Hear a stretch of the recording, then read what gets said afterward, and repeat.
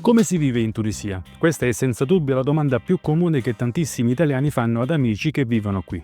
Anche a me, naturalmente, arrivano decine di richieste settimanali per sapere come si vive in Tunisia, com'è la qualità della vita, quanto si può risparmiare concretamente e quali sono i rapporti con i tunisini.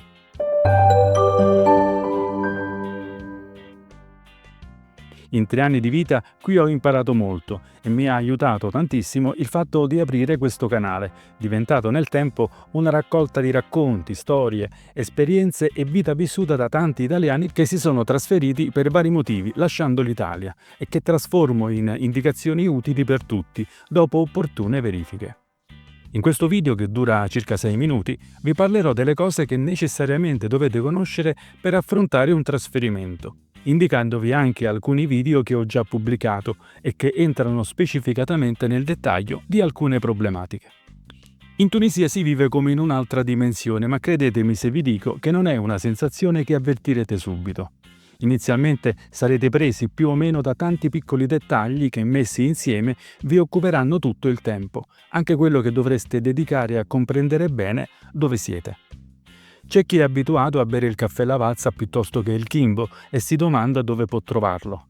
Chi non può fare a meno della fettina di prosciutto o del salame, chi è abituato a un buon bicchiere di vino a pranzo o cena, chi non può fare colazione al mattino senza le gocciole o il pan di stelle o altri biscotti.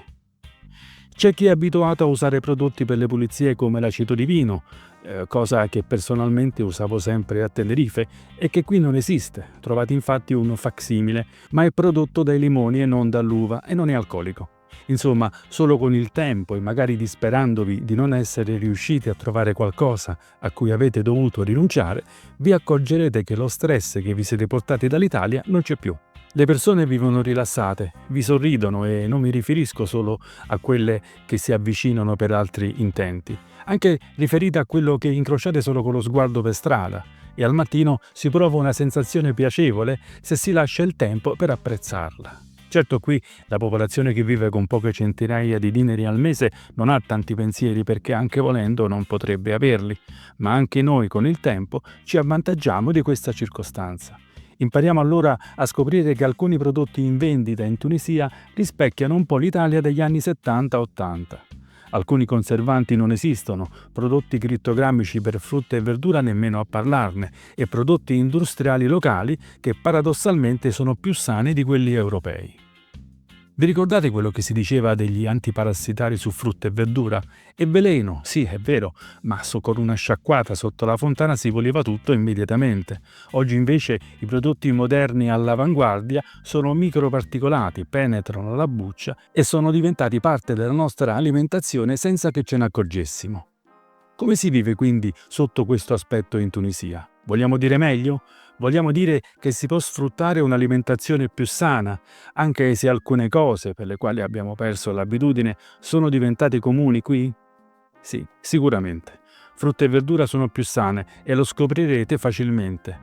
Nei banconi della frutta, nei mercati, si vedono spesso prodotti non perfetti, magari con qualche vermiciattolo che ci passa sopra o una formichina che ci gira intorno. Che schifo, direte! Provate a trovarle in Italia. Tanto sono piene di veleni che nemmeno gli insetti si avvicinano più. Affermiamo dunque che superando alcuni aspetti che necessitano di tempo per abituarsi, la vita in Tunisia può essere sicuramente più sana. Le persone che si trasferiscono qui con pensioni di 1.200-1.500 euro, che in Italia vivevano giusti, vedono il loro potere d'acquisto triplicarsi e scoprono il piacere di comprare quello che vogliono senza pensare troppo al risparmio. Un ristorantino quando ne hanno voglia, una gita fuori porta alla scoperta di posti davvero magnifici e con il miglioramento della connessione in fibra e del 5G possono finalmente godere di quella comodità da salotto che fino a 2-3 anni fa non erano possibili. Le nostre serie TV preferite e i canali italiani in 4K.